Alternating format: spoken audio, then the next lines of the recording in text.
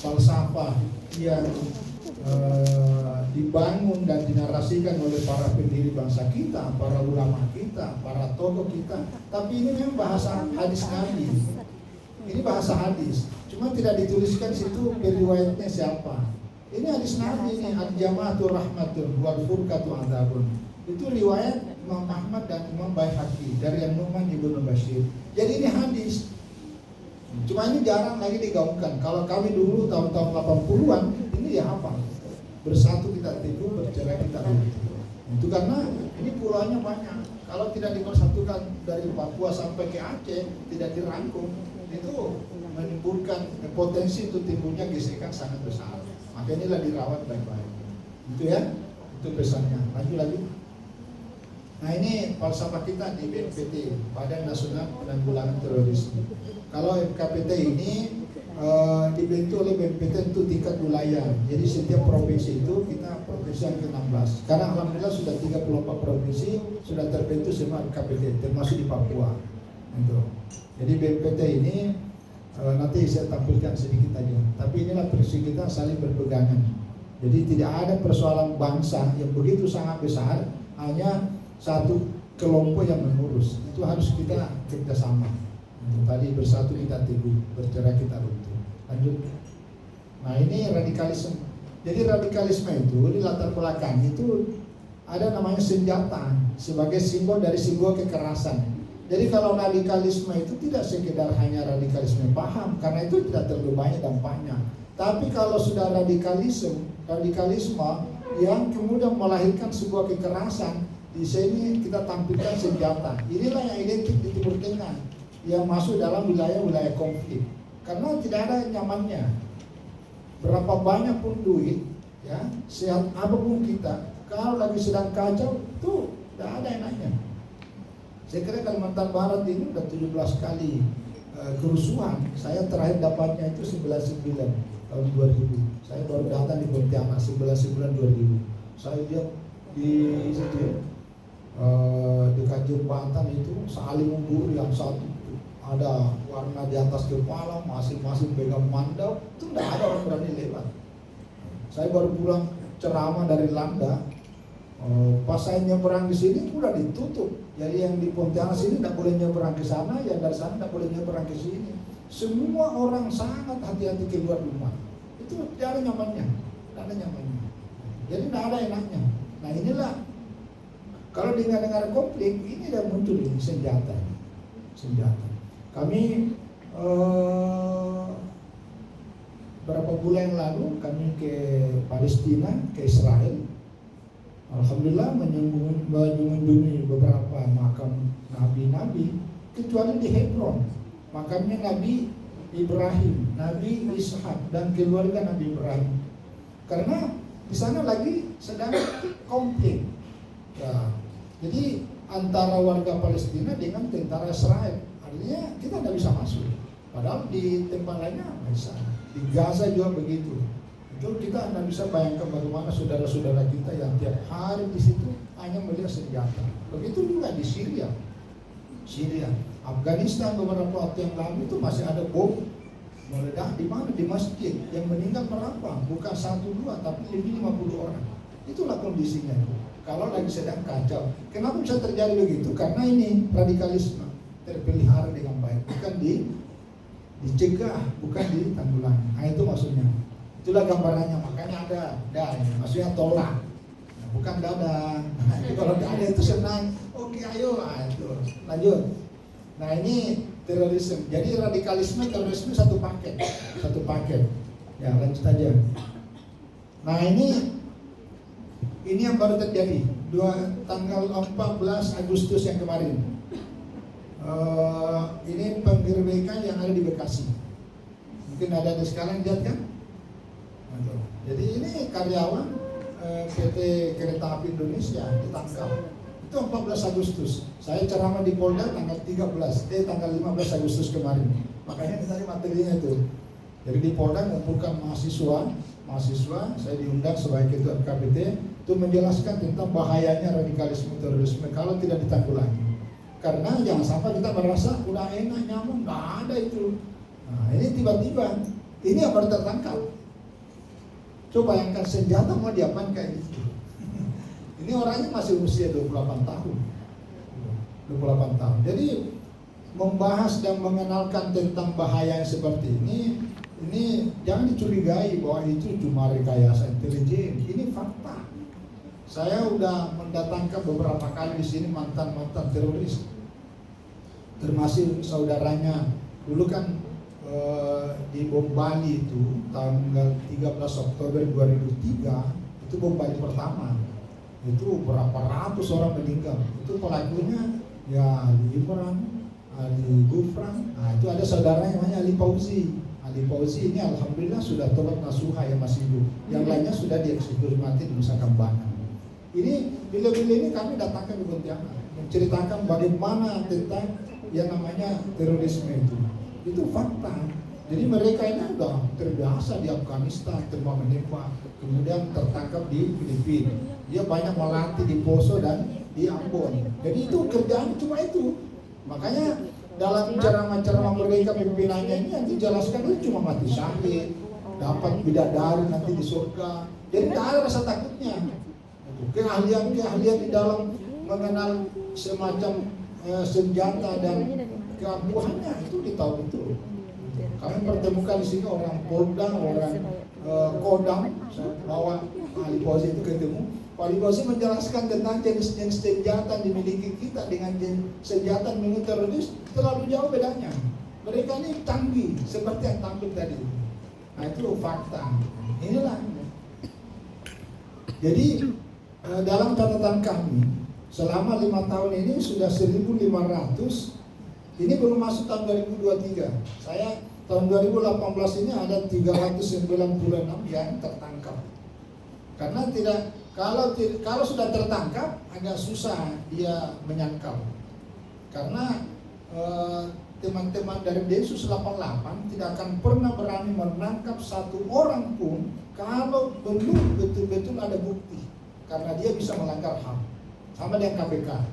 Kalau KPK sudah menangkap, jarang sekali dia bisa lolos.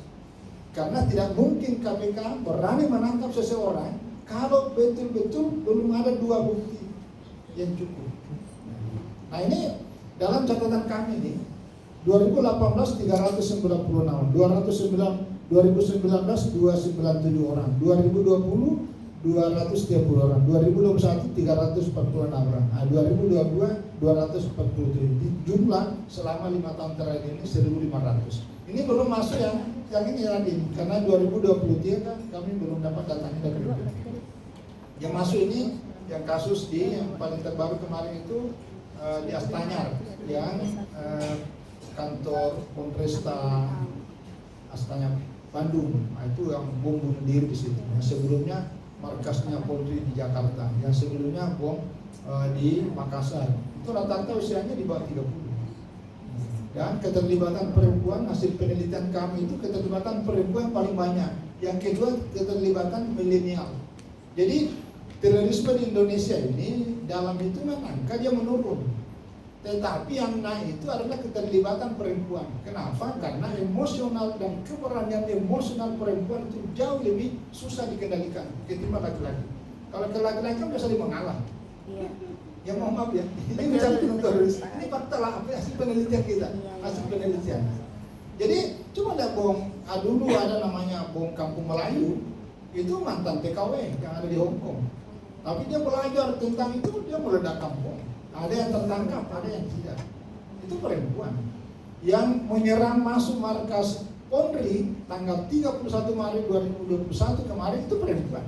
Usianya sekitar 28 gitu. Itu masih mahasiswi, belum selesai karena lamaan 24 ya.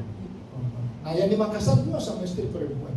Yang di Surabaya 2018 bawa anak itu juga perempuan. Jadi ada beberapa fakta, belum lagi yang lain. Nah, itu contohnya. Jadi informasi seperti ini juga penting. Nah, inilah yang terbaru 2023 yang kemarin hari apa ya? Hari Senin lalu. Lanjut. Jadi ini sama nih yang di Bekasi itu. Jadi memang dulu yang teroris yang dititip di Singkawang, saya datang di Singkawang itu ketemunya. Itu juga ditangkap di Bekasi. Jadi dulu ada titip sini, tidak ada orang tahu. Kami datang ke sana untuk berikan pembinaan, tapi ya namanya terorisme ada yang tobatan nasuha, ada yang juga agak berat. Ya, inilah gambaran sedikit yang lanjut. Ya, jadi kenapa kita membahas memberi informasi seperti ini? Karena satu, radikalisme terorisme ini embrio. Jadi radikalisme itu embrionya, jadi akarnya. Orang tidak akan mungkin berbuat tindakan teror kalau tidak ada yang sangat radikal. Jadi radikal itu akarnya.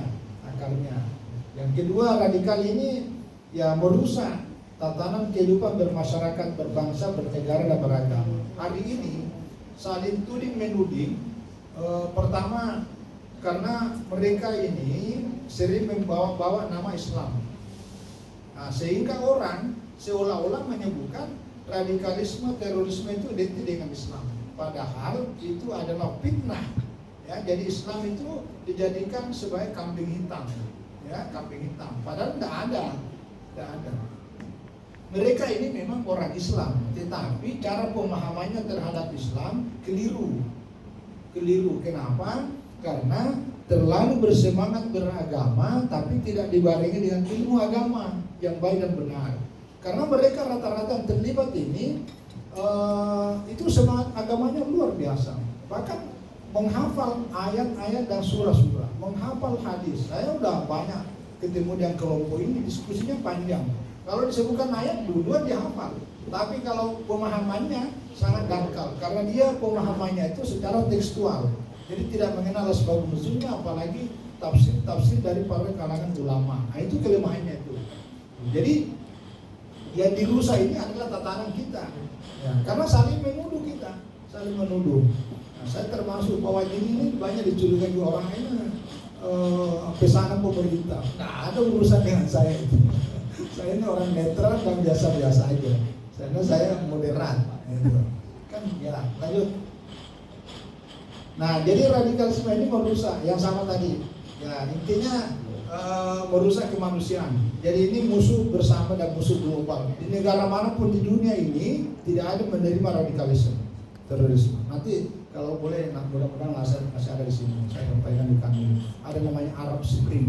Jadi bagaimana di Libya 2010, kemudian di Tunis 2011, di Mesir 2011, kemudian di Libanon, di negara-negara ini semuanya berjatuhan, digulingkan pemerintahnya. Dari mana? Dari tindakan seperti ini, dengan alasan ketidakadilan. Bagaimana Saddam Hussein, bagaimana Hosni Mubarak, bagaimana Muammar Gaddafi, semuanya meninggal dalam keadaan sangat sadis. Nah, inilah yang dikhawatirkan masuk ke Indonesia, maka itu tidak perlu moderat. Kalau tidak, waduh, kita pakai hukum baru, jangan sampai. Lanjut lagi. Nah, ini tadi definisi aja nih. Jadi ekstremisme lanjut ke radikalisme terus. Lanjut. Ya, lanjut. Nah, lanjut aja ini definisi. Ya, kita bicara lapangan lagi. Lanjut. Ya, ini ciri-cirinya. Ya, ciri-cirinya. Jadi pertama itu bersifat ekstrim dan eksklusif. Jadi ekstrim itu ya memang tindakannya tidak biasa-biasa, tapi lebih dari itu. Nah, ini biasa identik dengan militan. Militan itu sangat berani. Dia sudah melawan gurunya, sudah melawan orang tuanya, ya dia dengarkan cuma satu, yaitu mentornya. Nah, ini hati-hati, karena dalam pengalaman yang kita temukan di lapangan, orang-orang seperti ini hanya rajin melalui kajian-kajian kelompok. Jadi bukan dari madrasah diniyah sejak awal, bukan dari madrasah ibtidaiyah, tapi nanti belajar agama setelah selesai SMA. Dari mana belajar agama? Melalui kelompok-kelompok kajian yang instan. Nah, itu biasa tindakannya ekstrim. Orang tuanya dilawan, semuanya bid'ah, orang tuanya di calon neraka semua. Jadi dia tidak mau tinggal di rumah, dia hanya gabung dengan kelompoknya. Nah, itu eksklusif. Eksklusif itu artinya tidak mau membuka diri. Hampir semua yang tertangkap oleh penegak keamanan, penegak hukum keamanan, Densus katakan misalnya, rata-rata orangnya menutup diri, jarang bersosialisasi di RT. Ini baru-baru tertangkap, DE. Jadi itu artinya tuh rata-rata shock. Waduh, rupanya mereka simpan senjata begitu banyak, ada 18 senjata yang itu, belum amunisinya yang ratusan itu. Itu udah ada yang tahu di samping kiri kanan rumah. Kenapa? Karena orangnya eksklusif dan membuka diri. Nah, beda kalau orang yang biasa-biasa, menerima perbedaan, menerima keragaman. Ini hati-hati begini, itu ciri khasnya. Yang kedua, merasa hanya pahamnya yang benar, yang lainnya salah semua. Hati-hati ini, kalau macam kita ini dianggap ahli neraka kita ini. Jadi mereka jangan benar. Yang ketiga, membenarkan cara-cara kekerasan dalam mengembangkan pahamnya. Jadi yang namanya senjata itu udah hal biasa. Bahkan kalau mohon maaf ya, orang tuanya, anak yang baru belasan masih belum sekolah itu udah dilatih dengan senjata. Melatih dengan senjata, baru dia punya boneka yang diidentikan dengan kelompok-kelompok tertentu. Itu jadi sejak kecil anaknya itu udah dididik untuk menjadi mujahid. Mujahid dalam pengertian menurut mereka ya. Jadi sejak kecil ada namanya pisau yang bagaimana memotong leher, bagaimana yang pokoknya itu udah dilatih sejak kecil. Ini kelompok seperti ini. Karena ini nomor 5, nomor 4, orang yang tidak sekeyakinan dengannya itu dikonstruksi sebagai musuh. Jadi macam kita ini yang tidak sepaham dengannya, apalagi kita berpaham moderat, karena ini kan pahamnya ekstrim ya. Jadi kita yang moderat itu dianggap musuh. Jadi selalu dikonstruksi dalam pandangan mereka itu bahwa kita ini adalah musuh. Jadi tidak boleh diajak diskusi, tidak boleh diajak seminar seperti sore siang hari ini. Nah, itu modelnya itu. Yang kelima, melakukan perang. Ini mati-matian. Jadi mereka tuh tidak ada takut-takutnya. Jadi malah mereka videokan. Sebelum dia meledakkan bom, itu dia bikin video. Lalu inilah dia memiliki kesetiaan lintas negara. Jadi ada paham yang bersumber dari luar. Yang terakhir yang paling penting. Jadi tidak mau menerima konstitusi negara. Jadi anti Pancasila, anti NKRI, anti Undang-Undang 45, anti BNK. Ya, lanjut. Nah, lanjut. Ya ini aja langsung nih. Ciri-cirinya sama bersama ini sama kan. Lanjut aja. Kan waktu kita batasi, lanjut aja sama itu. Ya lanjut. Ya, nah ini. Jadi bagaimana penanggulannya? Kalau kami di BPT itu ada 5 vaksin. Kalau kemarin waktu masa COVID berapa kali vaksin? 3. Nah, 3 lumayan. Kami di BPT 5. Tapi ini vaksin radikalisme. Iya. Jadi ada 2 yang perlu divaksin. Pertama, divaksin itu kesehatan. Yang kedua divaksinnya adalah ideologi, pemikiran. Karena yang namanya radikal ini kan persoalan pemahaman. Itu perlu divaksin. Nah, sebagai anak bangsa dengan menghadapi tantangan ancaman global, terutama dalam hal pemikiran radikal, itu ada 5 vaksin yang harus disuntikan dalam diri kita. Pertama itu namanya revitalisasi nilai-nilai Pancasila. Jadi Pancasila ini bukan sekedar dihafal, tapi bagaimana nilai-nilai Pancasila itu diwujudkan dalam kehidupan nyata. Nah, Pancasila ini kan mengakomodir semua kalangan, semua kelompok. Jadi hidup bersama, hidup berbeda, saling tolong menolong, itulah Pancasila. Dengan menghargai nilai-nilai ketuhanan keagamaan. Yang kedua adalah wawasan kebangsaan. Jadi wawasan kebangsaan ini bahwa kita ini beda agama, beda suku, beda budaya, beda bahasa, beda tempat tinggal, beda latar belakang, tapi bangsa kita sama, bangsa Indonesia. Jadi orang di Papua warna kulitnya berbeda dengan di Aceh, diikat oleh satu wawasan kebangsaan. Wawasan kebangsaan inilah yang harus kita tegakkan, termasuk dalam berpolitik. Berpolitik itu kebangsaan itu. Itu wawasan kebangsaan. Yang ketiga ini moderasi dalam beragama.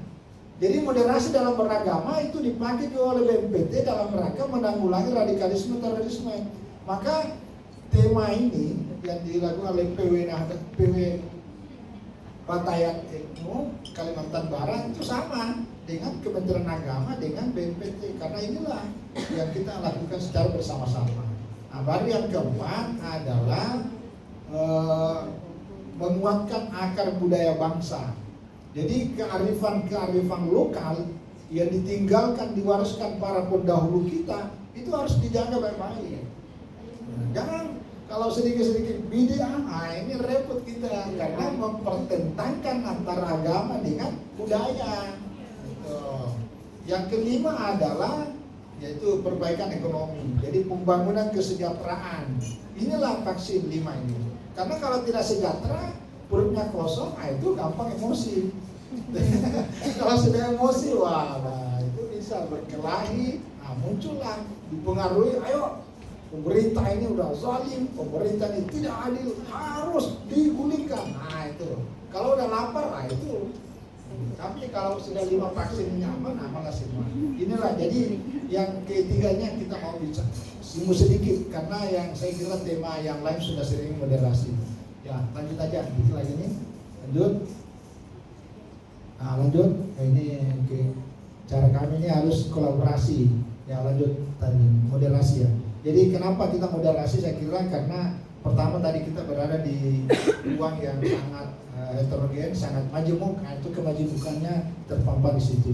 Yang kedua, kenapa kita moderasi? Karena ya tadi ini kita berada di ruang. Sekarang bicara radikalisme ini kan persoalan global. Jadi ada ideologi trans yang bersumber dari luar masuk ke Indonesia. Nah kita Indonesia ini watak aslinya itu adalah ramah dan tamah. Jadi kalau kita ke luar negeri, salah satu ciri khas yang dibanggakan selalu dilihat, wah ini ramah, ini pasti orang Indonesia ini. Itu ciri khasnya itu. Jadi, nah ini ciri khas kemudian berubah ketika ada ideologi yang ditransfer dari luar ke Indonesia dengan sedikit-sedikit garang, sedikit-sedikit marah, sedikit-sedikit berkelahi. Itu bukan watak aslinya orang Indonesia. Nah inilah yang mau dirawat dengan cara moderasi. Lanjut. Nah ini keragaman tadi itu ceritanya perlu ya. Lanjut tadi. Lanjut. Ini ya tadi ini cerita di Timur Tengah tuh. Ya lanjut aja. Yang saya cerita ini alas kuning sama tadi penjelasannya. Lanjut. Nah jadi gini, kenapa moderasi ini penting? Moderasi ini wataknya Islam. Watak, bahasa agamanya karakteristik, bahasa hadisnya itu adalah al-khasaisun al-hammalil Islam. Jadi kehususan ajaran Islam itu paling tidak ada 7, tapi ada 4 yang saya kemukakan. Yang pertama itu adalah Rabbaniyah. Jadi Islam itu ajarannya itu pasti mengandung ketuhanan. Kalau tidak itu sekuler. Tapi ketuhanan ada lagi karakteristik yang kedua namanya insaniyah, kemanusiaan. Jadi ketuhanan, kemanusiaan itu wataknya ajaran Islam. Jadi orang hubungannya kepada Tuhan tapi hubungannya kepada manusia nggak baik, itu juga nggak bagus. Nah baru yang ketiga, itu namanya wasatiyah. Wasatiyah inilah yang namanya wasatiyah moderat. Baru yang keempat al-waqiyah. Waqiyah itu artinya kontekstual. Jadi Islam ini ada relevansinya dengan konteks antara budaya lokal di mana kita menerapkan agama. Nah, inilah pentingnya. Jadi bicara moderasi agama itu sangat penting supaya kita punya karakter.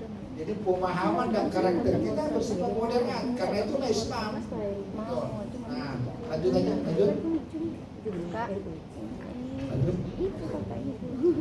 Ya, lanjut aja nih. Sama tadi penjelasannya nih. Nanti dibaca nanti ini. Ya lanjut. Jadi istilah wasat itu artinya model begini. Dalam bahasa paling sederhana saya pakai ini artinya biasa-biasa, tengah-tengah. Tidak ekstrim, itu aja bahasanya. Jadi tidak terlalu panjang. Karena kalau orang sudah berlebih-lebihan, tidak ada yang suka. Dan itu bertentangan dengan ajaran Islam. Karena dalam Al-Quran, dalam hadis dilarang kita berlebih-lebihan. Berlebih-lebihan dalam tutur kata, berlebih-lebihan dalam sikap, berlebih-lebihan dalam pakaian, berlebih-lebihan dalam perang. Pokoknya yang namanya berlebih-lebihan tidak bagus. Biasa-biasa saja. Nah, itulah yang moderasi. Dan itulah yang seharusnya para ulama kita dulu. Kita ini lahir dan besar di pondok pesantren. Para ulama inilah yang ditampilkan.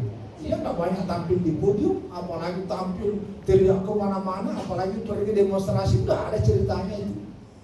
Tapi dia dengan ketenangan, dengan kewibawaan, karena tampilannya adalah moderat, biasa-biasa. Jadi dia tidak diombang-ambingkan, siapapun jadi presiden tidak pernah apa itu ya, galau siapapun, karena memang dia moderat biasa-biasa. Ya, termasuk kalau hari ini kan di media kalau baca itu, aduh Allah, itu udah berlebihan. Lanjut lagi. Ini definisinya. Ya, lanjut. Ini kurasiam. Lanjut aja. Nah, lanjut. Ini landasan hukumnya. Kalau tadi itu ayatnya. Ya. Nah, jadi ini lanjut aja. Ini aja. Jadi ini karakteristik moderasi ini bisa kita terapkan ini kapan dan dimanapun, baik kita sebagai patayat ataupun nanti kita kemanapun. Ini landasannya ada 7 karakteristiknya. Pertama itu memahami realitas. Memahami realitas. Apa namanya? Coba lihat, lanjut aja. Nah, jadi realitas apa? Pertama gini, realitas majemuk. Jadi kita harus, kalau dimanapun kita tinggal, kita harus memahami realitas di mana kita tinggal. Bahwa di sini adalah majemuk, ada Melayu, ada Dayak, ada Madura, ada Bugis. Itu harus dipahami itu. Kalau enggak, kita tidak bisa membeda-bedakan karena ada yang disukai oleh kelompok tertentu, bahasa yang cocok bagi mereka, ada yang bagi kita bagus, tapi orang lain tidak bagus. Nah itu harus dipahami realitasnya seperti itu. Itu pentingnya moderasi itu. Yang kedua realitas politik. Nah politik di Indonesia sebagai NKRI, Pancasila, Undang-Undang Dasar 45 dan Bhinneka itu realitasnya di Indonesia. Beda dengan di Timur Tengah, beda dengan di Belanda, di Eropa, di Amerika. Tidak boleh ukuran ada di Timur Tengah, copy paste masuk ke Indonesia. Itu macam yang saya sering contohkan ya, kalau di tempat lain namanya khilafah. Kalau bagi saya itu bukan khilafah.